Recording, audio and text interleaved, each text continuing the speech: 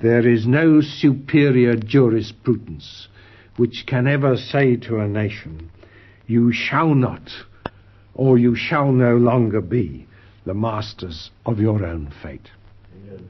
I doubt indeed whether any nation can ever be brought to renounce its own self-mastery except it was deceived, except by means of trickery and cheating. Certainly it was by deception that Britain was hijacked into the European Community in 1972. It was by deception that it was induced to give retrospective assent to the hijacking at the referendum in 1975.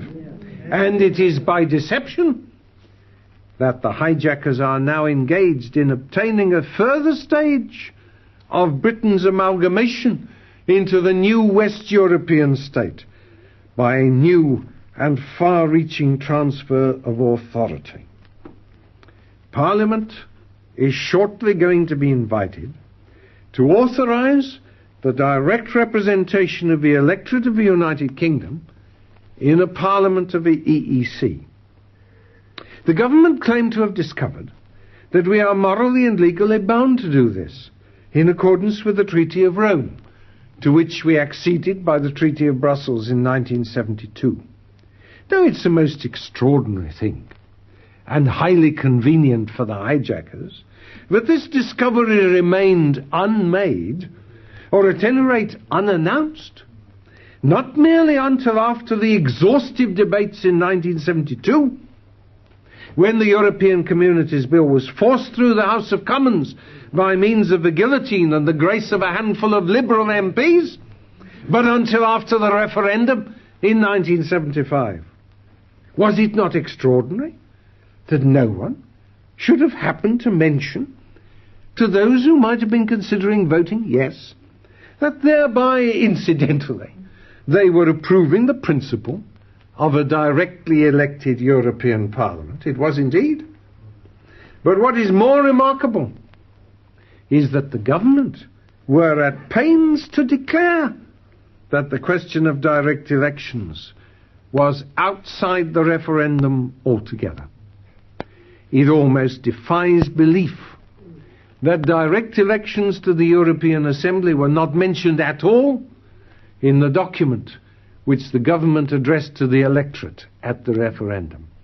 Many of us, of course, did at that time warn the electorate that a yes vote meant commitment to a European Parliament, which would supersede and override our own. But if we had dared to say that in the event of a yes vote, such a thing would be agreed to within a year, we should not merely have been pooh-poohed as alarmists with extravagant imaginations. We should have been accused of downright lying.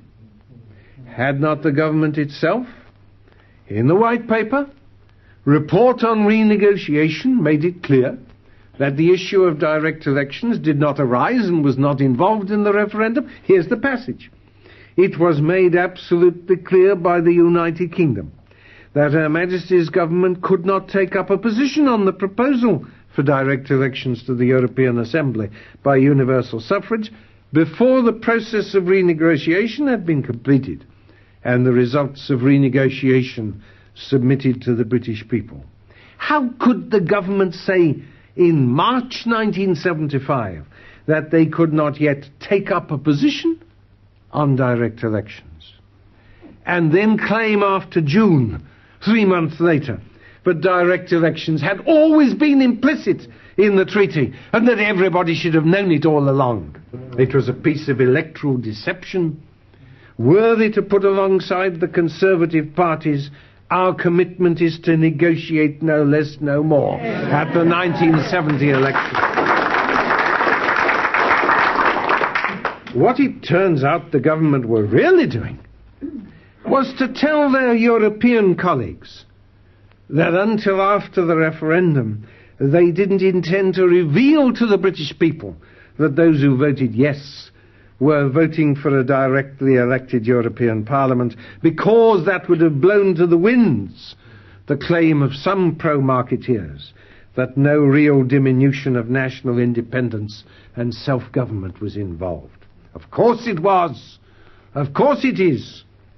Does anyone seriously imagine that the Parliament of this country will for long be allowed to debate matters which have already been debated and approved in a directly elected Parliament of the EEC? Our own national Parliament at Westminster will soon be told to mind its own little local difficulties and not meddle in the affairs of a community, which are the business of those directly elected by the same electors for that very purpose. It is true that at present the formal powers of the European Assembly are limited, though they do include the power of almost nuclear dimensions to dismiss the European Commission itself or to reject the community's entire draft budget. What is true, however, is that those powers can at any time be extended by amendment of the treaty, and that under Section 1 of the Act of 1972, that would require no more than a single vote of the House of Commons, taken after a debate which need last no more than 90 minutes. It is true that Parliament, and through Parliament the electorate, have still the power to refuse to accept direct elections. But the same soft soap is being used again as in 1972 and 1975. On the one hand, we shall be assured that it's only direct elections to the present Assembly, with its present limited powers which are at issue. There are no proposals for increasing those powers, so why worry? The argument will run. It won't be for a long time ahead, if ever, that the directly elected Assembly becomes a real Parliament with real powers, and that will only happen in the fullness of time if we agree to it of our own free will. On the other hand, we shall be told that it would be bad faith to reject an undertaking to the other member states into which the government have entered, and that in any case direct elections were always envisaged by the Rome Treaty to which we have acceded. This is false, and I will prove it to be so, and I will prove that the government themselves know it to be so.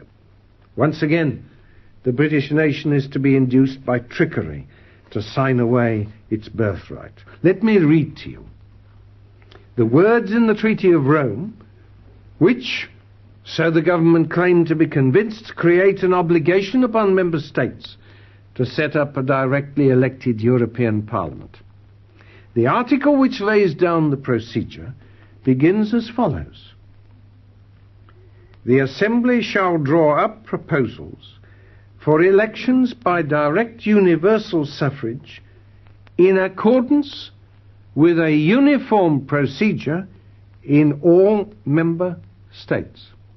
Now, this has nothing whatsoever to do with what the government are proposing to stampede Parliament and the country into accepting.